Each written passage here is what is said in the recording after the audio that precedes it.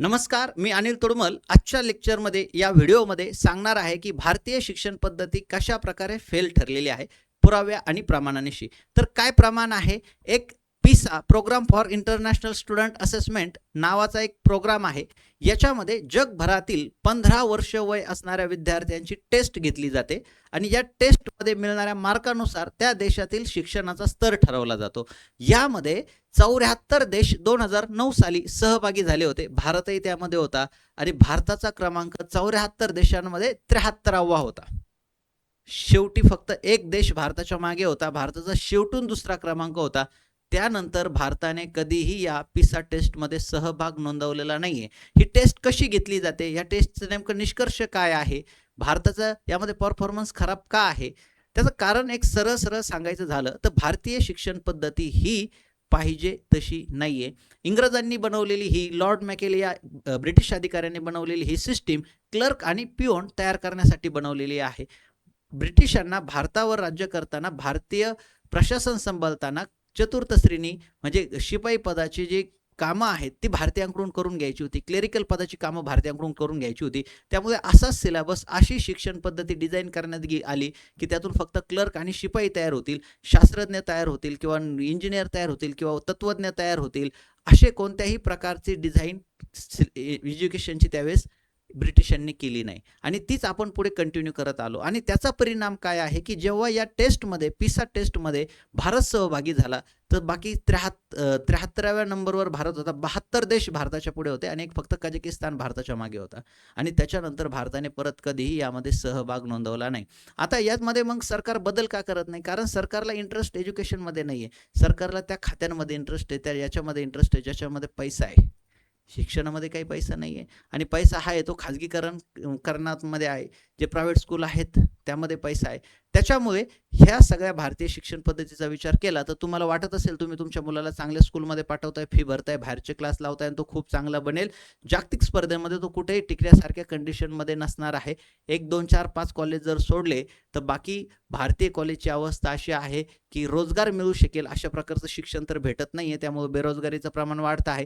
तर बघूयात ही काय आहे पिसा टेस्ट. पिसा टेस्ट ही जगभरामध्ये घेतली जाते. याच्यामध्ये गणित, वाचन आणि विज्ञान या विषयांवर प्रश्न विचारले जातात आणि या विद्यार्थ्यांचे ज्ञान वास्तविक जीवनातील आव्हाने सोडवताना कसे वापरले जाते यावर हे टेस्ट घेतली जाते. म्हणजे इथे ही चाचणी पाठांतरावर नाहीये, संकल्पना आधारित ही चाचणी आहे आणि इथेच भारतीय मुलं मागं पडले. भारतीय मुलं पाठांतरात पुढे आहेत. संकल्पना समजून घेऊन प्रॉब्लेम सोडवण्यावर त्यांचा कोणताही भर नाहीये किंवा आपल्या एज्युकेशन सिस्टीममध्ये असं काहीही नाहीये. कोण देतं एक्झाम? 15 वर्षाचे मुलं. याच्यामध्ये 3 प्रकारचे विषय होते: गणित, विज्ञान आणि रीडिंग वाचन स्किल. म्हणजे वाचायचं, व्यवस्थित समजून घ्यायचं आणि दिलेल्या प्रश्नांची उत्तरं द्यायचे. हे यूपीएससीला पण विचारलं जातं, कम्प्रिहेन्शन, एमपीएससीला पण विचारलं जातं, स्कॉलरशिपला पण विचारलं जातं. तेच तिथं होतं. आलं लक्षात? आता भारताची कंडिशन काय आहे? भारत क्रमवारीमध्ये एकदा सहभागी झाल्यानंतर 73व्या क्रमांकावर होता. कितव्या? 73व्या. म्हणजे बाकीचे 72 देश भारताच्या पुढे होते. का? कारण ही आपली शिक्षण पद्धती फक्त पाठांतरावर भर देते, रट्टा मारण्यावर भर देते. कन्सेप्ट समजून घेऊन त्या कन्सेप्टच्या आधारे प्रॉब्लेम सॉल्व्ह करण्यावर कोणताही भर नसतो. मग आता तुम्ही तुमच्या मुलांना जे शिक्षण देताय हे युजलेस आहे असं म्हणायला काही हरकत नाही. याच्या आधारे कितीतरी बीएससी, बीकॉम, एमएससी, एमकॉम झालेले स्टुडंट्स आहेत, त्यांना जॉब मिळतोय का? नाही मिळत. त्या झालेल्या शिक्षणाच्या आधारे ते विशेष काही जॉबमध्ये करू शकतात का? करू शकत नाही. कारण हेच आहे की हे शिक्षण काही कामाचं नाही. कारण याच्यामध्ये कन्सेप्ट क्लिअर होत नाहीत, ॲप्लिकेशन बेस प्रॉब्लेम सोडवणं शक्य होत नाही किंवा त्या प्रकारे करून घेतलं जात नाही. मग तुम्हाला वाटत असेल तुम्ही डिग्री घेतली किंवा डिग्री मुलाला घेऊपर्यंत शिकवणार आहात आणि मग त्यातून काहीतरी खूप चांगलं हे होणार आहे, काही होणार नाही. भारतीय शिक्षण प्रणालीमध्ये आव्हानं काय आहेत, प्रॉब्लेम काय? तर घोकणपट्टी याच्यावर भर आहे. चिकित्सक विचारांचा अभाव आहे. म्हणजे याच्यामध्ये विचार करून विशेष काही केलं जात नाहीये. अत्याधिक परीक्षेचा दबाव असतो. नुसतं परीक्षा द्या, मार्क मिळवा. नॉलेज किती येते, त्याचा व्यवहारामध्ये उपयोग काय होतो याचा काही संबंध येत नाही. व्यावहारिक ज्ञानाचा अभाव आहे. त्याच्यानंतर असमान प्रवेश, असमान संधी आणि पायाभूत सुविधांचा अभाव आहे. काही श्रीमंत लोकांच्या मुलांसाठी प्रायव्हेट स्कूल जे अफोर्ड करू शकतात त्यांच्यासाठी एकदम वेगळं एज्युकेशन आहे. बाकी ज्यांना गरीब विद्यार्थी आहेत त्यांच्यासाठी एकदम आपल्या झेडपीच्या शाळा एकदम वेगळं एज्युकेशन आहे. म्हणजे प्रचंड प्रमाणात असमानता आहे. त्याच्यामुळे हे जे भारत महासत्ता किंवा विश्वगुरू होण्याचे स्वप्न पाहतो आहे, जर भारताच्या शिक्षण प्रणालीमध्ये एवढे प्रॉब्लेम असतील तर ते स्वप्न पाहणं म्हणजे मला चुकीचं वाटतं किंवा ते पूर्ण होणं अवघड वाटतं. शिक्षण पद्धतीमध्ये आमूलाग्र बदल होणं गरजेचं आहे, हे मला नाही अनेक तज्ज्ञांना वाटतं. याच्या आधीही त्यांनी तसे मतं मांडलेले आहेत.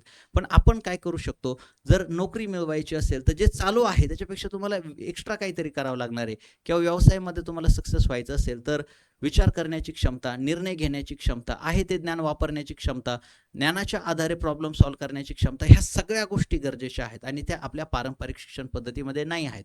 मग मी तुम्हाला याचे बरेचसे व्हिडिओज बनवणार आहे, यावर प्रॉब्लेम सांगणार आहे, त्याचे सोल्युशन सांगणार आहे. जसं की IQ वाढवता येतो का, IQ नेमकं काय असतो, जगातले जे हुशार लोक आहेत ज्यांचे सगळ्यात जास्त IQ होते असे 3 लोक आहेत, हे कोण होते, त्याच्यामागे काय म्हणजे त्यांचं योगदान आहे, म्हणजे समजा त्यांचे संशोधनामध्ये काय योगदान आहे, शिक्षणामध्ये काय योगदान आहे किंवा त्यांचे IQ हाय असण्याचं कारण काय आहे, हे सगळं आपण चर्चा करणार आहोत. त्यासाठी तुम्ही या यूट्यूब चॅनलला सबस्क्राईब करून ठेवा, बेल आयकॉन दाबून ठेवा, तुम्हाला व्हिडिओ येतील.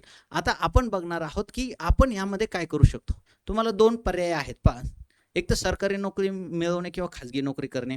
खाजगी नोकरी करायची असेल तर चांगल्या कॉलेजला ॲडमिशन असणं गरजेचं आहे. जसं की IIT कॉलेज झालं, IIM कॉलेज झालं, IIS कॉलेज झालं किंवा गव्हर्नमेंट मेडिकल कॉलेज झालं, अशा कॉलेजला ॲडमिशन घेणं गरजेचं आहे. आणि नोकरी मिळवायची असेल तर स्पर्धा परीक्षा जसं की पोलीस भरतीची असो, अग्निवीरची असो, बँकिंग असो, रेल्वे असो, MPSC असो, UPSC असो, या स्पर्धा परीक्षा देणं गरजेचं आहे. ह्या परीक्षेमध्ये जसं 10वीपर्यंत पेपर होतात, 12वीपर्यंत पेपर होतात, असे पेपर होत नाही.